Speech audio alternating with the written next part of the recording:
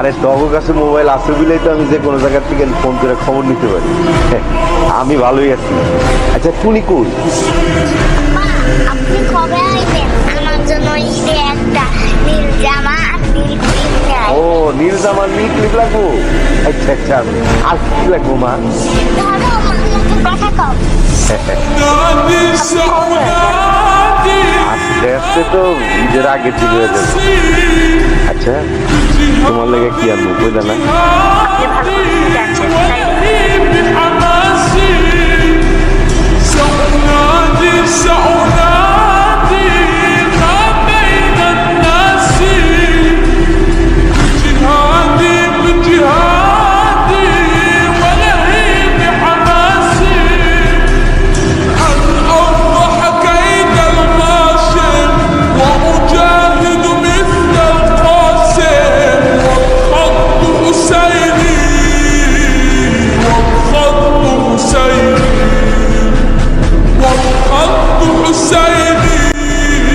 তাই জামাটার দাম কত? 1200 টাকা। 1200 টাকা কম হবো না? এটা তো ফিক্স প্রাইজের দোকান, জি মানে একদমের দোকান।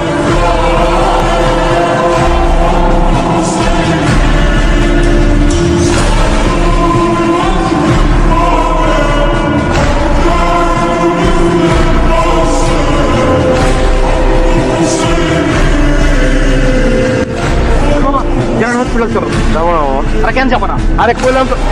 আরে ভাই কি ব্যাপার আপনি আমার রিক্সা উঠলেন? কইলাম না যাবো না আমি। টাকার জন্য রিক্সা চালাও না? আরে টাকা দিলে আমি যাবো না, আপনার নামেন। তোমার 500 টাকা তুমি 1000 টাকা তুমি যাবা? আপনি সত্যি আমার 500 টাকা দিবেন? অবশ্যই দিব। আমার তাড়াতাড়ি তুমি তাড়াতাড়ি চলো। ভাই কিছু মনে না করলে আমার 350 টাকা দিলে দিবেন? 350 টাকা? আচ্ছা ঠিক আছে 250 টাকা তাড়াতাড়ি চল চল চল ভাই।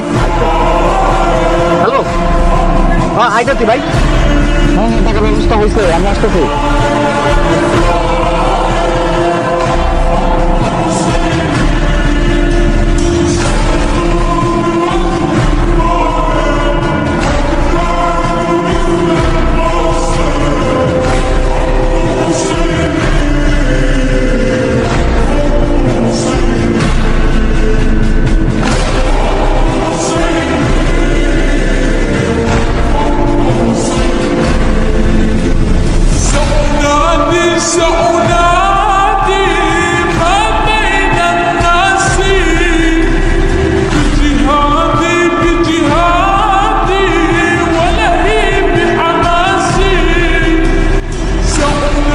এতগুলো টাকা ফেরত দিয়ে দিলেন?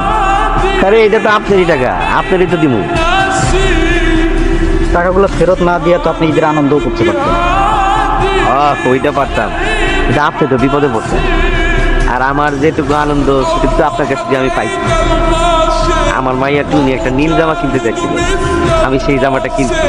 ঈদের দিন টুনি ওই নীল জামা পরে আমার সামনে দিয়ে ঘুরবো, এটাই আমার।